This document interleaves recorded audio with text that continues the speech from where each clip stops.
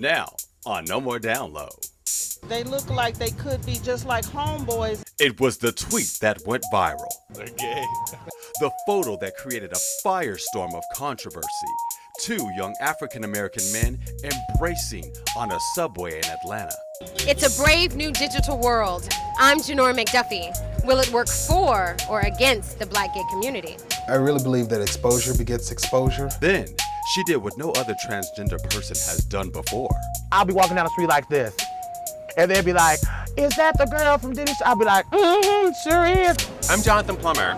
She won making the band, but why didn't she really make the band? Would that have looked good for his image in this day and age? Then, meet YouTube sensation Antoine Dodson as he shakes it up in West Hollywood. Oh, I love it here. It's so fashion. And in Straight Talk, the L Word star and film icon Pam Grier lets us have it. Because I'm straight. And this woman was too, until She walked in and it was like, I went, ooh, I must be catching the flu. Yes, it is November, and yes, Jonathan has a tank top on. Well, that's because we are in sunny Palm Springs, California for the final Gay Pride celebration of 2010. And you know, Janora, I'm so happy to be here with you right now because we have an exciting show ahead because No More Down Low begins right now. Welcome to Palm Springs!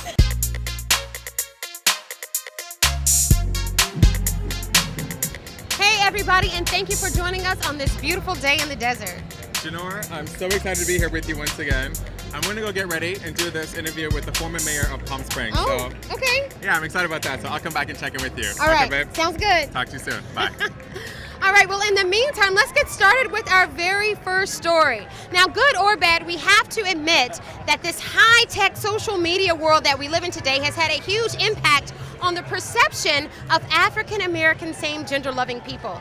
Mark Noble takes a closer look at these images reflected in the digital looking glass. Mark? Well, you know, Janora, we're outside of a metro station here in Los Angeles, but 2,500 miles across the country on one of Atlanta's MARTA cars is where brotherly love and a photo sparked heated emotion and opened up a debate about same-gender love and the digital media. They look like they could be just like homeboys. They don't look straight. Exactly. They don't look. Nah, I wouldn't do that with one of my friends. The reaction when we showed this photo, which went viral over the internet in August. Two brothers on Atlanta's MARTA rail system, very comfortable and not afraid to display what appears to be the nature of their same-gender loving relationship. This image alone set off a storm, both fiery and supportive. Blogger Chanel wrote, "Down here you either like it or you don't. People are coming out more than ever." Meanwhile, Not Enough Cash wrote, "Wow, this is crazy because there was a time when cats like this wouldn't put their business on Front Street." But business on Front Street is just what's happening as more African Americans are accessing the internet. And we find new images of the Black, gay, lesbian, bisexual, transgender community out in the open. Well, you know, I really believe that exposure begets exposure. So to have the exposure out there in this age, it can only be a positive. We should learn to show deference to difference. It's become so mainstream and a hotbed discussion. Atlanta's Morehouse University is undergoing fiery debate, seen here on YouTube, about Vibe magazine's recent article exploring the college's openly gay community and some of the gender-bending subculture on campus. If that makes him a better him at the end of the day, then let him do that. Alan Michael Graves of the National Black Justice Coalition says having such access can also be a double-edged sword. I think that population already gets it. The billboards, though, the ads, the big campaigns, those that do reach those who are not connected digitally, the grandmothers of the church, those are the people that we need to be reaching out to. And that too much access can also be a feeding ground for free speech, which can at times be dangerous and hurtful. For example, 50 Cent's tweet following the recent suicides of gay teenagers who kill themselves as a result of gay bullying. As a hard rapper, that he's expected to have those views. Whether he really believes that, I don't think so. But the new faces of the community have also permeated Black mainstream.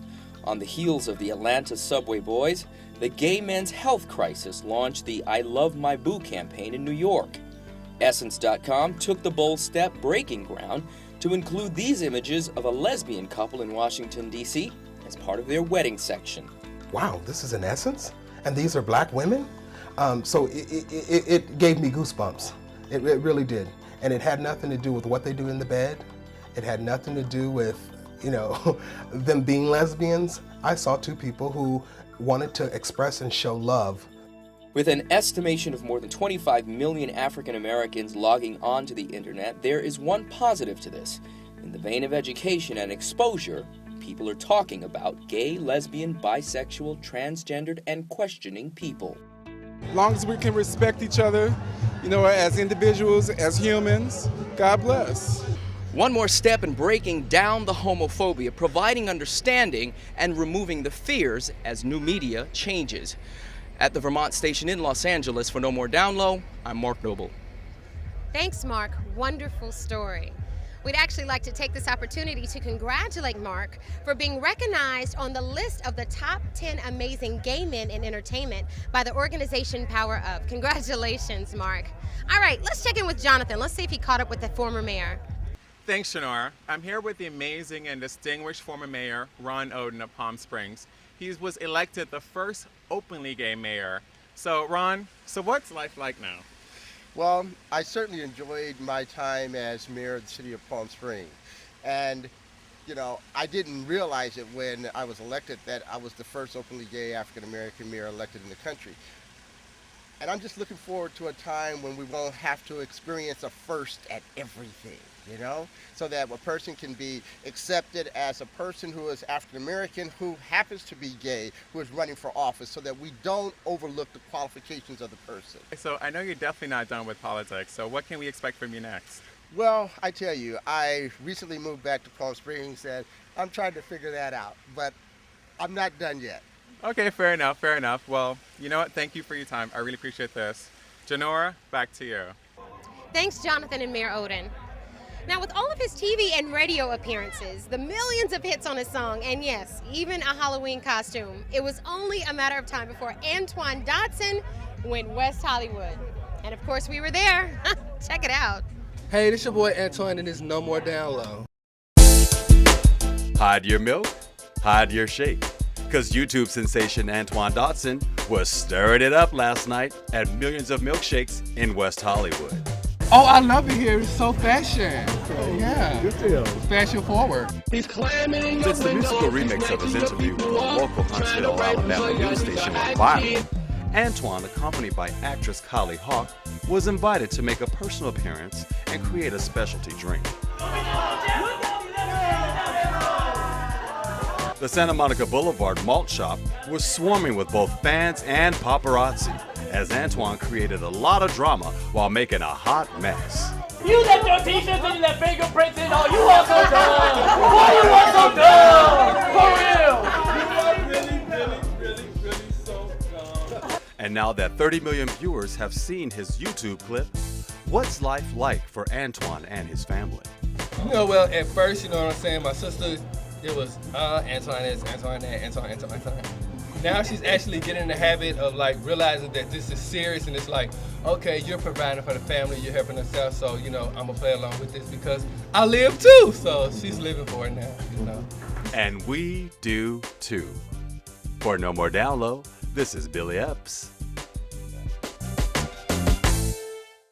Now, believe it or not, there's even talk of Antoine doing his own reality series. Talk about 15 minutes of fame, right? Oh my God, now he's turned that into an hour. Can't be mad. That's for sure, I don't blame him. We'll be right back.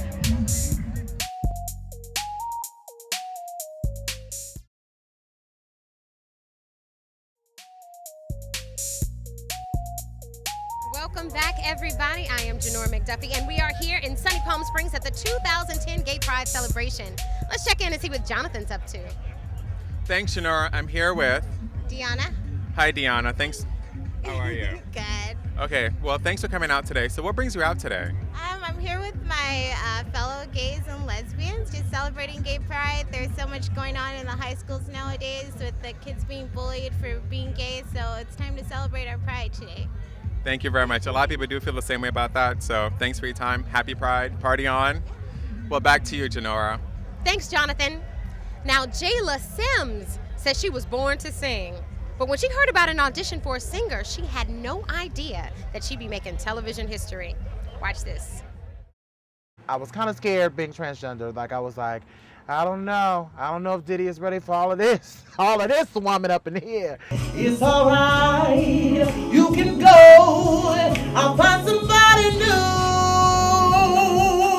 Chicago native Jaila Simms did what no other transgender person has done before, winning Diddy's MTV hit reality show, Making His Band. Prior to making his band, prior to the show, I would walk down the street and people would whisper, and it was normally like, is it a boy, is it a girl, is it whatever it is? It turns out it was a great opportunity, and I took it and took advantage of it. By the time you hear this, I will be long gone.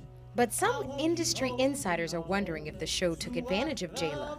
Though she won, in the end, she didn't make Diddy's band. Author Terrence Dean says he's really not surprised. Would that have looked good for his image in this day and age? No. No, she would have never made the band. Disappointing, yes, but in some way, a typical ending for this not-so-typical girl. Growing up was definitely an experience. They called me faggot, everything else, but I could sing, so of course, all the girls loved me anyway. So it was like, I don't care about none of that. He could sing his ass off. Reaction from Jaila's family was typical too. They struggled with her transgender identification, pre-op counseling, and hormone therapy. Now, they may not always accept the things that I did, but their love for me never changed. And I think that as I had to grow and come to an understanding of what I was and who I am as a person, they had to do the same thing. I guess that's what drew me closer to music.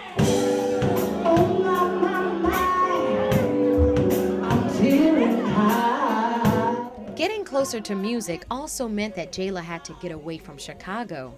She recently moved to Los Angeles to pursue television and film projects while she collaborates with music producer Mike Reason. I don't think a lot of people are ready, but they have no choice to be, because people that like music are gonna just welcome whatever she does. I do believe that it takes a special person to be able to come out and say, this is who I am, and I don't care what anybody thinks about it. And though she's moved on from her reality TV show days, Jaila has come to terms with the reality of forever being known as that girl. I'll be walking down the street like this, and they'll be like, is that the girl from Diddy? I'll be like, sure is. I don't care, no hair and all. We reached out to Diddy's camp to see why Jaila didn't make the band. Their official comment? No comment. Jaila's album is set to be released early 2011. Can't wait to hear that. Me too.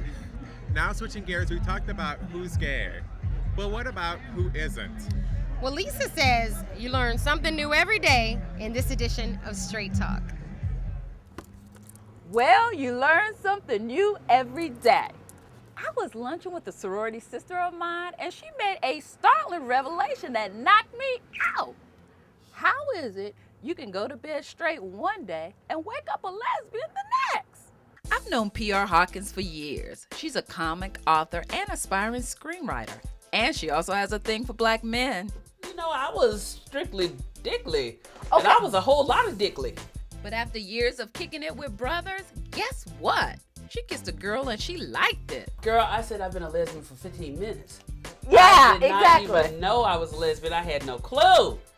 But I guess if I'm dating a woman, I'm a lesbian.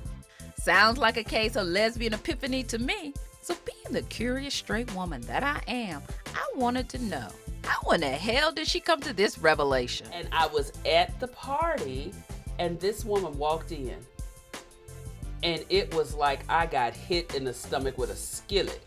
She walked in, and it was like the air was sucked out of the room. She walked in, and it was like, I went, ooh, I must be catching the flu. So when does a girl crush become more than just a girl crush? I am in a relationship, a sexual relationship, a committed relationship, a monogamous relationship with a woman. So I guess that means I'm a card-carrying lesbian. I'm in the club. So how can you argue with that? I mean, come on. Back in the day, what woman or man didn't have a thing for sex symbol Pam Grier? You know, Coffee, Foxy Brown, and Jackie Brown, and more recently, one of the straight characters on the daring TV show, The L Word. Even though I was unmarried, I still had a relationship for 8 years with a straight man because I'm straight. And when I did the L Word, I learned about a community that's so prolific that probably a third of our population is basically gay. When people are gay, they're going to be gay. It's something you can't stop. Christianity, religion, politics, you cannot stop it. Still, I thought people were born gay.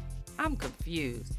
So it's time to go see my sex therapist, Dr. Gail Wyatt. We know that sexuality is very fluid and that under the right circumstances or wrong circumstances, depends on the way you look at it, people can engage in a lot of different behaviors and enjoy them.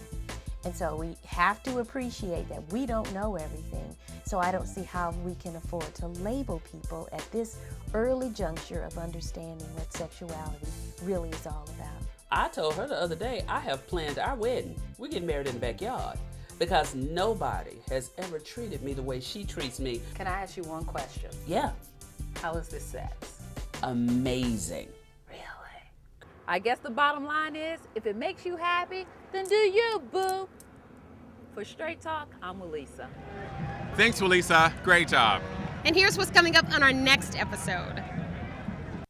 On the next No More Down Low, Hollywood speaks out. Usually people don't get involved in things until they're personally affected. No More Down Low unlocks the mystery of why African American heterosexual men are missing in action in the fight against HIV and AIDS. I just don't think that it's being covered as much. They're absent because if they stand up for HIV, then it opens up a whole can of worms. Some of us go, oh man, if you speak out, that means something. It means nothing. All it means is you care. All that and more on our next edition of No More Down Low, so be sure to join us. Jonathan, I don't know about you, but I had a ball today. Oh my gosh, I had an amazing time. I couldn't ask for anything better than this. So now we can actually let our hair down and party hard and enjoy the rest of the parade. Okay, you ain't got to ask me more than once. So from the Gay Pride celebration in the resort city of Palm Springs, California, reminding you to spread love, not hate. I'm Janora McDuffie. And I'm Jonathan Plummer. Thanks for tuning in, and goodbye. See you next time.